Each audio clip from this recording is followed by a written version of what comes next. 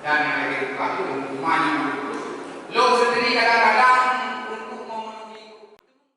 Zubir HT, anggota DPRK Aceh Utara, apresiasi kinerja panitia seleksi non-Komisi 1 DPRK Aceh Utara yang telah menyelesaikan tahapan seleksi Komisioner KIP Aceh Utara.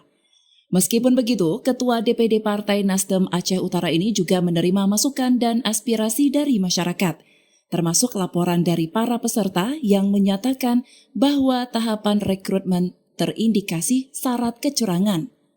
Hal ini dibuktikan dengan beredarnya lembaran soal dan jawaban tes kemampuan tertulis yang berdasarkan informasi awal dibagikan ke peserta yang memang telah diprioritaskan sejak awal untuk lulus. Ini merupakan informasi awal yang masih perlu bukti-bukti yang lebih konferensif, yang artinya masih indikasi. Akan tetapi kami mempersilakan setiap peserta yang haknya merasa dirugikan atas proses dan tahapan rekrutmen yang dirasa tidak adil untuk menyampaikan laporan dan gugatan sesuai ketentuan hukum yang berlaku, dan Nasdem siap memberikan pendampingan. Pada prinsipnya yang pertama, kami Partai Nasdem mengapresiasi secara tahapan prosesnya sudah selesai. Namun kami juga tidak bisa menutup diri dari ruang di mana sebagai lembaga politik harus menerima aspirasi dari masyarakat, terutama yang menyangkut dengan proses seleksi ini, di mana para peserta juga mengadukan kepada kami bahwa ada indikasi-indikasi proses rekrutmen ini berjalan terindikasi adanya kecurangan, mulai dari tahap pansel sampai tahap berikutnya. Dan ini pastinya sebagai dugaan awal di mana para peserta yang kemudian dinyatakan tidak lulus ingin memperjuangkan hak-haknya, dan kita membuka ruang untuk menerima aspirasi tersebut. Mereka menampilkan misalnya nih di tahapan pansel, di mana ada uji pengetahuan, ada seratusan soal yang kemudian diperlihatkan dan dikirim ke kita, kemudian lengkap dengan jawabannya, dan menurut informasi itu dikirim dan dibagikan khusus kepada peserta-peserta yang diprioritas.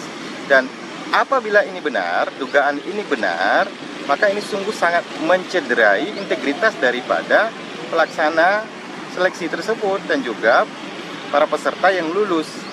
Ini kan harusnya karena KIP ini sebagai lembaga yang integritasnya perlu diperkuat sebagai penyelenggara pemilu, harus mempertimbangkan hal-hal yang seperti itu agar tidak terjadi. Harapannya ya, pertama seperti yang saya sampaikan tadi, bahwa kami tidak menutup ruang apabila ada peserta-peserta lain yang kemudian memiliki bukti-bukti yang identifikasinya sangat kuat terhadap kecurangan, maka boleh melaporkan ke kita atau melaporkan ke pihak lain yang kemudian bisa mengakomodir aspirasi mereka.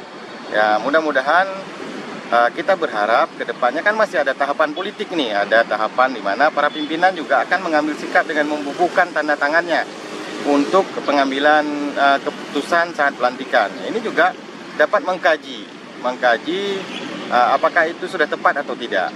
Kami sebagai lembaga politik dan juga sebagai bagian dari perwakilan di DPR menyampaikan ini sebagai masukan untuk lembaga DPR untuk memperhatikan agar kemudian tidak terjadi persoalan-persoalan baru dari proses seleksi ini. Dari Aceh Utara, Denny Muhtadi melaporkan untuk Puja TV Aceh.